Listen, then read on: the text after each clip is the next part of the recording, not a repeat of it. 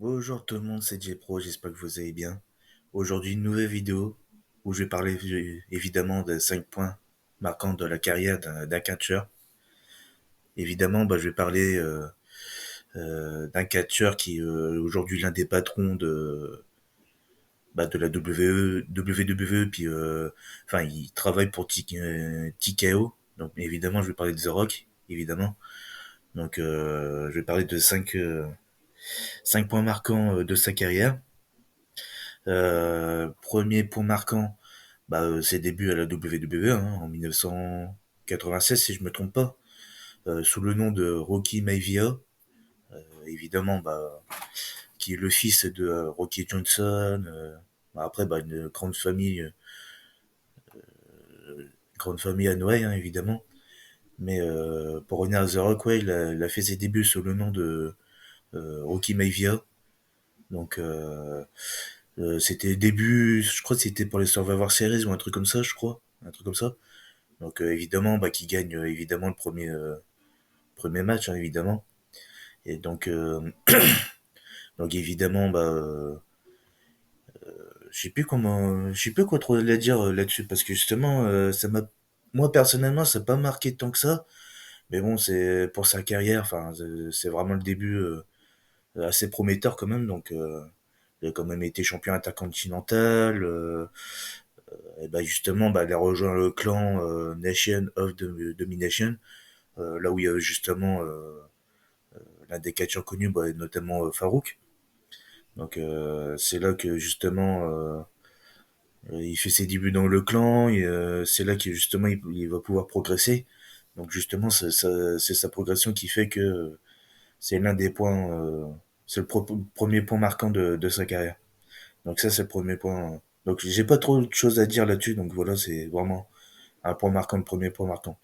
Le deuxième point marquant, c'est forcément, c'est au même moment que, enfin, c'était la fameuse période de l'Attitude Era, donc évidemment, qui va gagner euh, un tas de titres, que ce soit en solo. Après, peut-être pas en équipe. Si quoi qu'en équipe, il a dû forcément gagner. Mais bon, en équipe, j'en parlerai après, donc dans un autre point marquant. Mais pour le deuxième point marquant, évidemment, c'est justement sa rivalité avec Stone Cold Steve Austin, hein. Et c'est là que il va, son personnage il va littéralement exploser. C'est là que justement il va, sa carrière va littéralement propulser au sommet de la WWE, hein. Notamment déjà par son talent au micro qui clash tout le monde. Il a un aura justement là-dessus. Et c'est un point important, très important dans le catch. C'est évidemment ça. Dans le micro quoi, donc il était vraiment exceptionnel autant sur le ring que sur le micro quoi. Donc ouais, donc c'était vraiment la meilleure période de sa vie quoi. Après un nombre incalculable de titres remportés, perdus, puis donc évidemment oui, c'est le deuxième point vraiment le plus marquant de sa carrière. Donc ouais, c'est vraiment c'est là il a littéralement explosé quoi, je le répète assez souvent. Donc voilà quoi, donc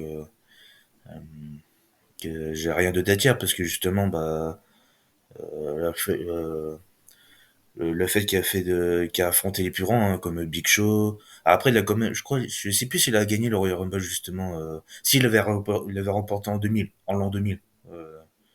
Euh, C'était face à Big Show, il avait éliminé Big Show, c'était le dernier éliminé quoi avant que The Rock il remporte le Royal Rumble. Et puis évidemment euh, évidemment, c'est là que c'est justement, comme je le répète, c'est cette période-là qu'il a littéralement explosé, donc forcément, qui est vraiment au sommet de la WWE. Donc ça, c'est vraiment le deuxième point marquant de sa carrière. Le troisième point marquant, c'est quand il a fait l'équipe avec Mankind, avec le nom de l'équipe Rock and Sock Connection. Donc évidemment, titre par équipe, évidemment. Et puis justement avec Mankind, c'était vraiment, il y avait vraiment des trucs sympas quoi. Donc c'était assez sympa, notamment vers 2002, 2003, voire même 2004 même que, que ouais, c'est vraiment. Ouais, après, bah, c'est là qu'il a confirmé sa statue, en fait. C'est vraiment là où il a littéralement explosé. Bon, après, bon, entre-temps, bon, il a quitté WWE pour se lancer dans des films, qui est vraiment du succès d'ailleurs, hein, d'ailleurs. On va pas revenir là-dessus. Je pense que même je pense que je parlais d'une autre vidéo où justement, bah, en tant que Dwayne Johnson, parlait un peu de ses carrières dans le cinéma, à Hollywood. Parce que toutes ces années, bah, depuis l'an 2000, hein, pratiquement, enfin fin 90, fin années 90, début 2000, voilà. Mais pour revenir justement, bah, c'est le troisième point marquant de sa carrière. Euh, pardon. Donc oui, donc ouais, vers 2002, 2003, 2004. Bon, après justement, il était en fin de rivalité avec Stone Cold Steve Austin. Du coup, bah, il s'est un peu relancé, bah, justement avec Mankind, qui a fait équipe avec Mankind. Là où il a littéralement, voilà, il a notamment affronté justement Evolution à WrestleMania 20 en 2004. Donc c'était vraiment c'était sympa. Vraiment c'était sympa. C'était pas vraiment le plus marquant, mais voilà, c'était le troisième point marquant. Le quatrième point marquant, c'était quand il a affronté John Cena à WrestleMania, 2 années de suite, 2012 et puis 2013.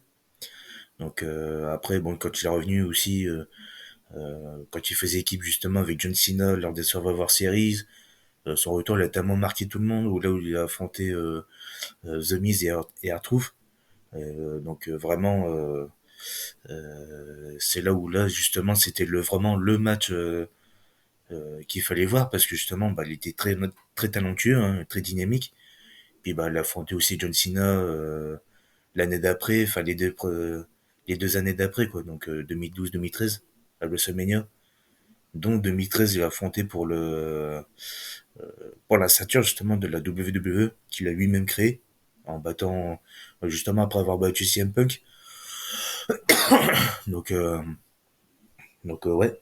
Donc ouais, c'était vraiment un point marquant, quatrième point marquant euh, de sa carrière quoi. Mais sinon après voilà, donc ça c'est vraiment le quatrième point marquant. Le cinquième point marquant, bah c'est tous ses retours à la WWE. Hein. Toutes ces fois, il a fait son retour surprise, bah notamment justement à WrestleMania, c'était alors c'était pas le 30, celui de 2014, je crois que c'était celui de 2015 ou 2016, où justement elle a affronté Eric Rowan en quelques secondes, parce qu'il a battu en 6 secondes, je crois, un truc comme ça, 6-7 secondes. Après, bon, euh, après, comme je le répète, avec tous ses retours, notamment bah, en 2019, en 2020, euh, même encore plus récemment, 2002, 2023, 2024, donc même un peu avant 2022.